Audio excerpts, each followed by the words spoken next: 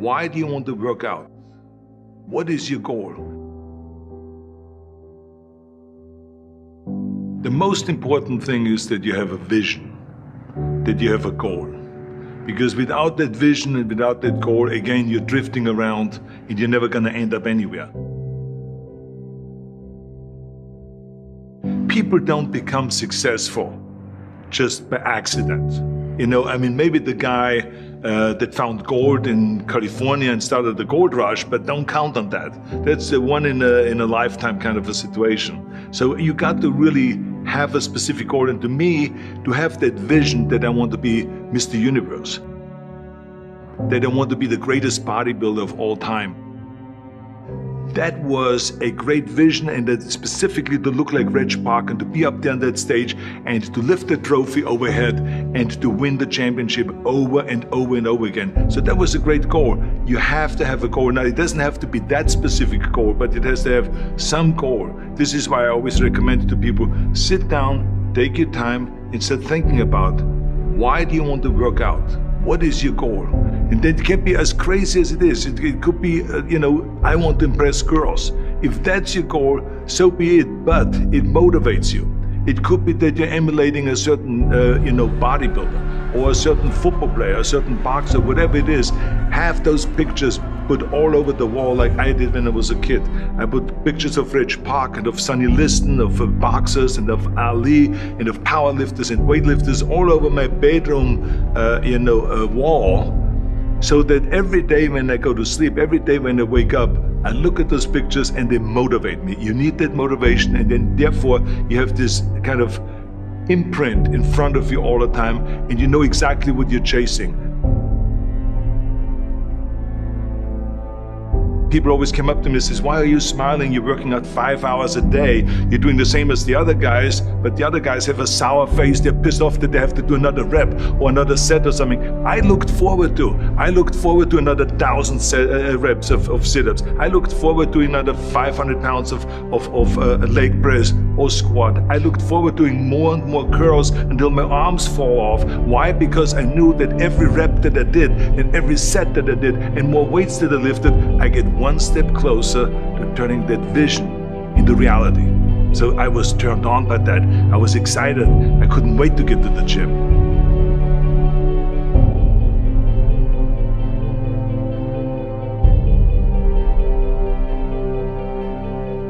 I remember that when I weighed 245 pounds, and Bob Rafelson, the director of Stay Hungry, said to me that I'm interested in having you come in for a reading and work on your acting and all this, because I'm interested in having you in a movie to star with Jeff Bridges and with Sally Fields.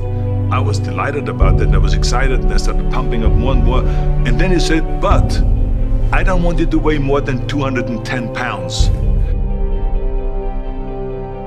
You want me to be in the movie, but I'm weighing 245, 246. I say, I just won the Olympia, I say, which was 1974, and I was really at my biggest. And but he demanded that, and he says, look, it's very simple. On the day we start shooting, he says, I'm gonna put you on a scale, and if you don't make the 210, you're out, because I have someone else in mind. And I worked on it. I started visualizing myself very clearly as a lean athlete, because that's the only way I could lose that weight and all of a sudden get interested in running more, because up until that point I ran like 3 miles after training or before training or whatever, but now all of a sudden it was 5 miles, 6 miles, 7 miles, 8 miles, and they even ran mini marathons in order to lose the weight, and I did everything with high reps, and I was watching my diet, what I eat and all those kind of things. But the day before, I remember we were in Birmingham, Alabama. The day before I was at the YMCA with Bob Rafelson. He was swimming and I was working out and I was running. There was a track there and I was running. He says, let's step on the scale. And I stepped on the scale and I weighed 209. So it just shows to you what is possible if you visualize exactly what you want to look like.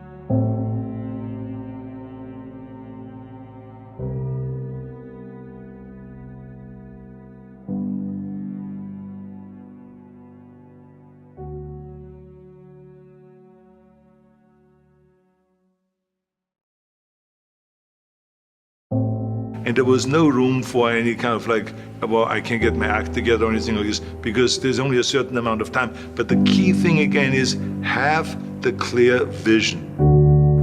Have the specific goal of what you want to accomplish, because then you never go to the gym and you say, the day I feel down a little bit, I don't know what it is all about, I don't know my life, I'm confused. No, I tell you that I was a perfect example of someone that was not confident at all.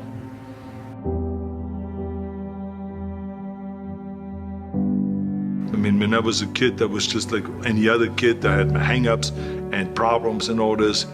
But when I joined the weightlifting club and I won my first little trophy because I did the best clean and jerk, and then we went to another meet and I won another little trophy, I started feeling like somebody. But the bottom line is, everyone can use the same method, because I used it in politics, I used it in making money, I used it in everything that I've done in the movie business. When you have one little victory, little victories add up, and that is what gives you then ultimately confidence. Well, for me, the most important thing always is to have a deadline.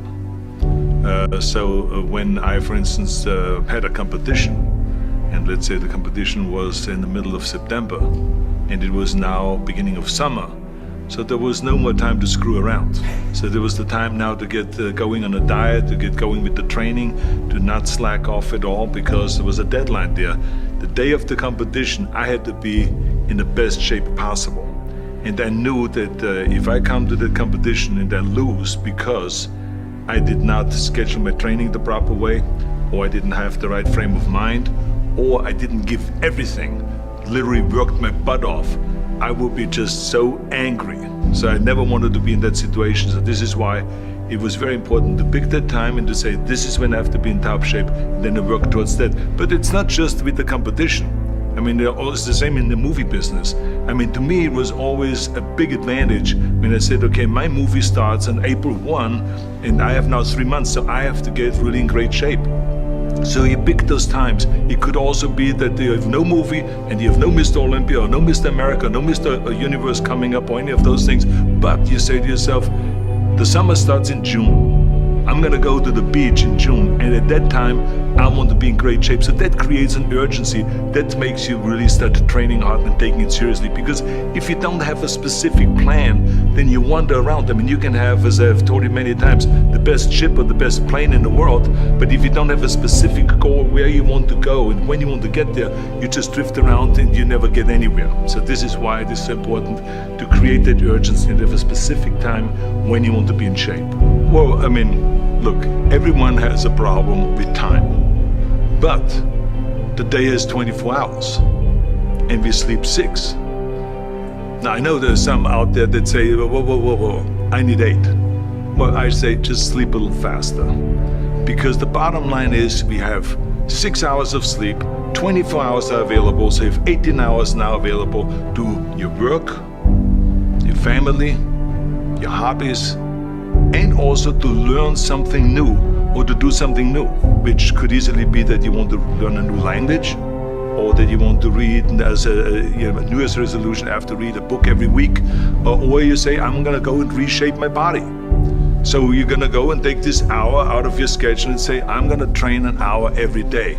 So this is, for most people, a huge challenge, but it is totally doable, I can tell them, because the kind of things that I did when I came to this country, I mean, I went to school, I was working in construction, I was working out my 5 hours a day, I was taking acting classes from 8 o'clock at night to 12 midnight, I was doing all of those things. I wanted to make sure that out of the 24 hours of the day, that I don't waste one single hour. Those hours were too precious. And so there I just want to tell people, don't give me this thing, I have a difficult time with the time and I don't have time for this and I don't have that. You have time, you make the time.